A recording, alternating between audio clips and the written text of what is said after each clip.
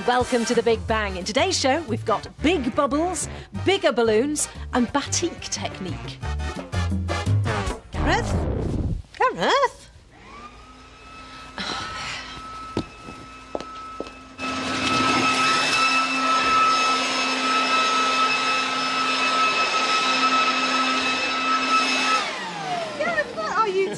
I'm turning over an old leaf, get it? What is this? Well, it's a leaf blower. I was using it to clear up some leaves outside, but actually it's really useful for today's trick, which is levitating soft fruit. Watch this. Now, when I nod my head, I want you to hold the tangerine about there, then just let it go. You're not going to turn this back on, are you? I am, but I promise I'll keep it away from your face. All right, you ready?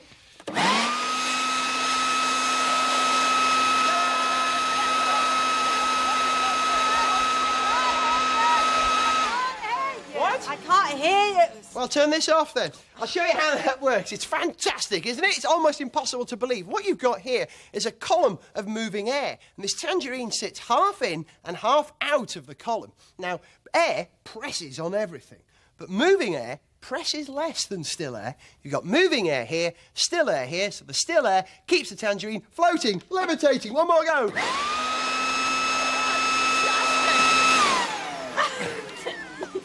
Excellent stuff. But you don't need a leaf blower and a tangerine to do this. You can actually do it at home if you've got a hairdryer and a ping pong ball. I love it. And I thought you were all hot air. Oh! Anyway, follow me and I'll show you my trick. OK.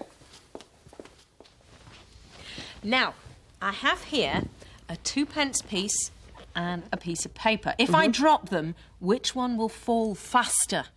Yeah, well, it doesn't matter that they're different weights, because gravity causes everything to fall at the same speed, unless the lighter object encounters air resistance on the way, in which case I think that would flutter down. It would definitely be the coin that would hit the ground first.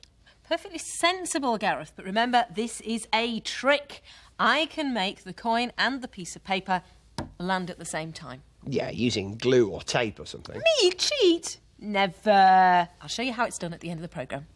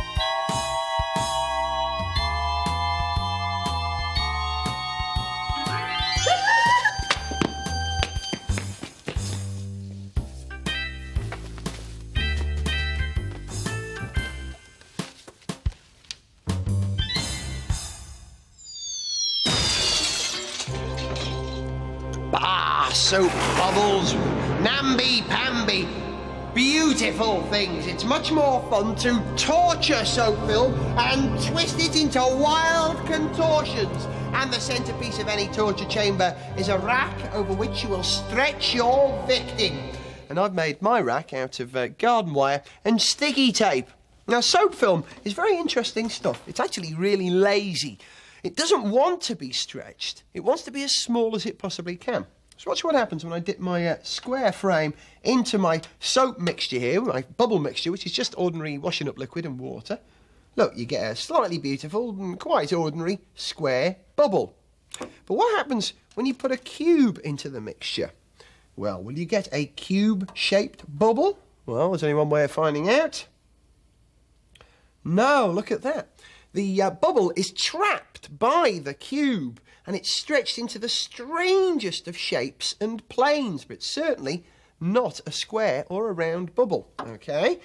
The same sort of thing happens with that pyramid-shaped frame, and it goes. Watch what you get. Look, once again, the soap film is trying to be as small as it possibly can, so all the planes meet at one point in the centre. Or you could take this really nasty, twisty-turny, coily sort of thing and dip that into your soap mixture, and look, it twists and it turns the soap mixture in all sorts of directions it really doesn't want to go. Look at that, isn't that amazing? But I want to torture bubbles. For that, I will need my cube frame, which I will immerse in the bubble mixture. And using a straw, I will inflate another bubble in the centre of the frame. Look what happens. I have created an unnatural shape for a bubble to be, virtually cubic. I have tortured my bubbles. I have complete mastery over this puny soapish subject. Oh, that's pretty, Gareth. Pretty? Yeah, pretty. I've got a soapy trick too. Come and have a look. Does it involve pain and suffering? No. Look, I'm going to stand in the middle of this pool of bubble mixture, and I want you to pick up the hoop and lift it up carefully straight up. Right, well, let's have a go. Alley, hoop. Oh, nearly. One more time. Hang on.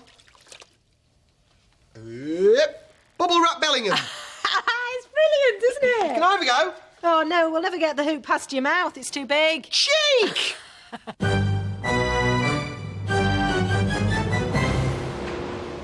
Today's strange but true story is about the history of dyeing. Ah, my time has come. Oh, Gareth, the history of dyeing cloth. I knew that. Now, brightening up your life by adding some colour to your clothes is no new idea. They've been doing it in China and India for about 3,000 years. But here in Europe, it took us a bit longer to get the hang of it. It was the Romans who really got things going. All their dyes were from natural sources, from plant or animal material. You see, the Romans just had to have the latest colour for their winter toga collection. But purple wasn't for everyone, because Tyrian purple was extracted at great cost from the purpura shellfish. So purple was only reserved for the very wealthy and the very powerful. But there's no point getting a nice purple patch on your kit if the first time you wash it, the colour rinses out and disappears down the River Tiber. What the Romans needed was a fixer. Here, is that kettle on yet then, missus? No, Gareth, a chemical fixer for fixing the dye to the cloth. I knew that. A chemical fixer is really just a very good grabber. It grabs onto the material of your toga, it grabs onto your dye, and it holds them together. But the strange thing is that the Romans knew absolutely nothing about chemistry. They didn't know the difference between the periodic table and a kitchen table. So everything they knew about making chemical fixers for dyes, they must have learned by accident. Now, the vital ingredients they used to fix their dyes were a rock called shale, some seaweed, and urine. Thank you.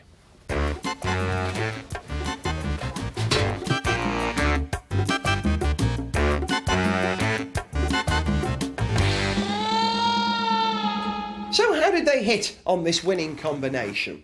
Well, perhaps the dyeing pit was made out of shale rock, and perhaps one day the sea washed some seaweed in, and then maybe one of the factory workers was dying for a pee. Didn't have time to go back to the factory, so he peed in the dyeing pit.